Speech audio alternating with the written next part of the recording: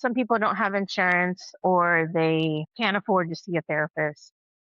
They're struggling with anxiety. Maybe they're struggling with anxiety and panic attacks and panic disorders. What would you say to that individual to just kind of really stabilize things until maybe they do have the means or the resources to speak to a professional? Yeah, I mean, there are a lot of resources out there for people who might not be able to afford traditional talk therapy. There are, support groups are a great resource, and you have to be kind of discrepant in terms of what content you consume. But there is a lot of great stuff out there, like on YouTube and stuff, of different meditations or vagus nerve exercises are really good for regulating the nervous system. So any sort of like mindfulness, meditation, vagus nerve stimulation, those are all going to be really helpful for regulating your that fight or flight response.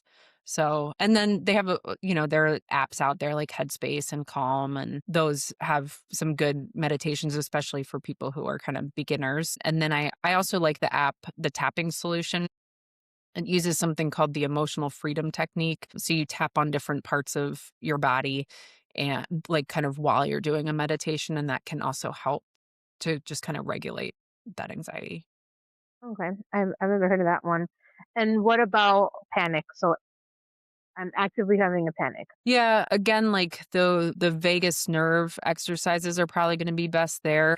Sometimes with a panic attack, it depends on how far into it you are. Sometimes you just have to ride it out. Like once you're in it, you might not be able to like fully get out of it by using these techniques, but just reminding yourself like I'm safe, this is temporary, I'm okay, making sure somebody's with you to support you. With panic, it can be helpful to put an ice pack like on your chest or the back of your neck or your face, like grounding exercise, anything sensory. So like biting into a lemon or splashing ice water on your face, walking outside in the cold air, even grounding techniques. Like a lot of times I'll have clients just feel their feet firmly planted on the floor and kind of imagine tree roots growing out of the bottoms of their soles into the earth.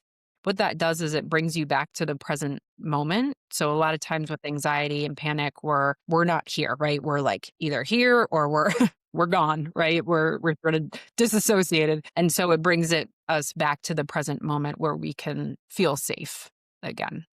What would you say to people? I feel like it's lifted a little bit. It's not as common, but there's still sort of a negative connotation to like having to see a therapist or admitting that you struggle with some of these issues. What would you say to that? I think everyone walking the face of this earth should see a therapist.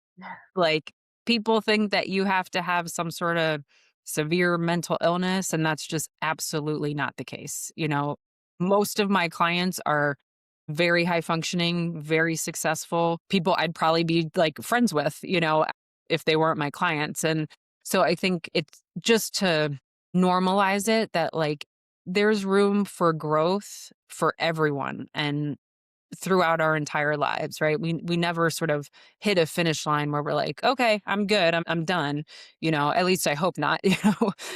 People who want to continue learning about themselves and becoming the best versions of themselves and just kind of leading the best lives that they can. Like, there's no harm in having somebody assist you with that if you don't have all the tools or resources to do that on your own.